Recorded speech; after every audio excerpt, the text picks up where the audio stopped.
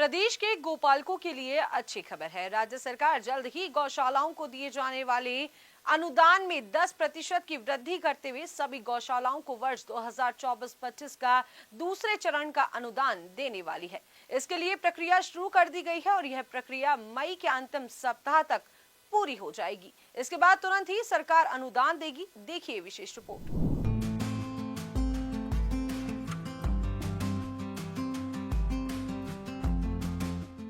भजनलाल सरकार की ओर से गौशालाओं और नंदीशालाओं को वित्तीय वर्ष 2024-25 का दूसरे चरण के लिए 5 महीने का अनुदान आर्थिक सहायता के रूप में जल्द ही मिलने वाला है, जिसके तहत झुंझुनू में भी पात्र 82 गौशालाओं के हजारों गोवंश की सेवा के लिए सरकार अनुदान देने वाली है। पशुपालन विभाग के संयुक्त निदेशक डॉक्टर सुरेश शूरा ने बताया कि पहले एक साल में गौशालाओं को 180 दिन यानी कि 6 महीने के लिए अनुदान दिया जाता था, लेकिन सरकार ने इसको बढ़ाते हुए 270 दिन यानी कि 9 महीने कर दिया है। उन्होंने बताया कि आवेदन की प्रक्रिया शुरू है।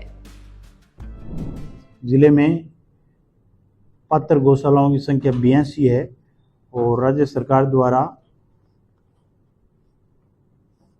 वित्तीय वर्ष 22-23 में इसमें गौशालाओं को दी जाने वाली सहायता राशि 180 दिन से बढ़ाकर अब 270 दिन कर दी है।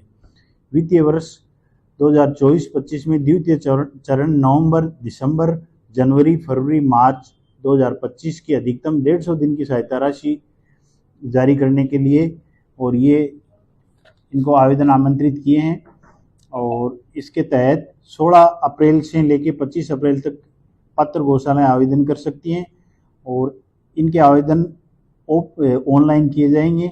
उसके उपरांत इस कार्यालय स्तर पर 16 अप्रैल से 30 अप्रैल तक इनकी त्रुटियुक्त आवेदनों की अंतिम तिथि है संशोधन की और संयुक्त निदेशक कार्यालय स्तर पर 28 अप्रैल तक ये त्रुटियुक्त आवेदन वापस भेजे जाएंगे। इनका भौतिक सत्यापन की 1 मई से लेकर 16 मई तक है।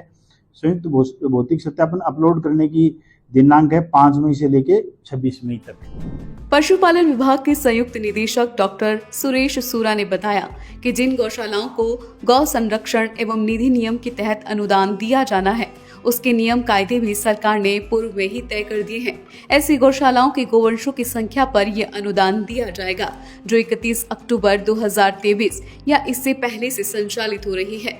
वहीं उनका संचालन बीते 1 साल में नियमित हुआ हो, 2 बार भौतिक सत्यापन पूर्व में हो चुका हो। साथ ही सबसे महत्वपूर्ण शर्त यह है कि एक गौशाला के पास कम से कम 100 टैग शुदा गोवंश होना जरूरी है।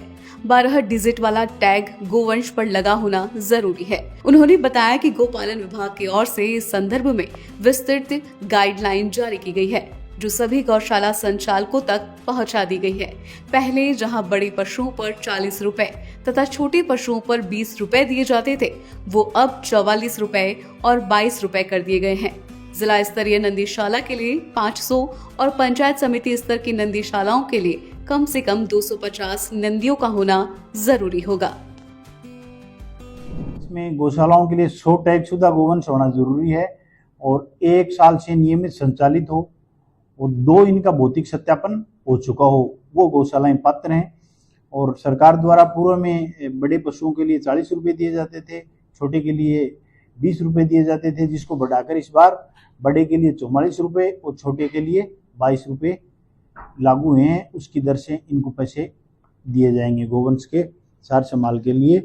और इनके लिए इनको क्या है कि एक तो टैग शुदा 12 डिजिट का टैग होना चाहिए। आर्थिक सहायता की ये देने के लिए कई नियम, शर्तें, कानून, कायदे सरकार के हैं।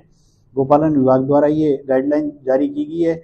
इसमें क्या है कि एक तो 12 अंकों का टैग होना, इसमें सबसे मुख्य मुद्दा है कि 12 अंकों का टैग शुदा गोवंश होना चाहिए इसके आवेदन के समय। और इनका 1 वर्ष से पुराना पंजीकरण होना चाहिए, 2 बार पात्रता होनी चाहिए। और इनकी नंदीशालाओं के लिए, जिला स्तरीय नंदीशाला के लिए 500 नंदियों की आवश्यकता है। पंचायत समिति स्तरीय नंदियों के लिए 250 की आवश्यकता है और नंदीशालाओं को 12 महीने तक अनुदान दिया जाता है और इनको 9 महीने तक सरकार ने 270 दिन बढ़ा के 9 महीने कर दिया गया है। सूबे की भजनलाल सरकार लगातार गौ सेवा के अपने संकल्प को पूरा कर रही है और यही कारण है कि पहले गौशालाओं को सिर्फ 1 साल में 6 महीने का अधिकतम अनुदान दिया जाता था, जो अब बढ़ाकर 9 महीने कर दिया गया है। वहीं हाल ही में भजनलाल सरकार ने अपने गौ सेवा के संकल्प को आगे बढ़ाते हुए गौशालाओं को दिए जाने वाले अनुदान की शर्तों को भी पहले से और ज्यादा सरल बनाया है, ताकि अधिक से अधिक गौशालाओं को गौ सेवा के लिए सरकारी सहायता मिल सके। फिलहाल के लिए इतना ही। जल्द होगी आपसे मुलाकात नई खबरों और जानकारियों के साथ। तब तक के लिए मुझे दीजिए इजाजत। नमस्कार।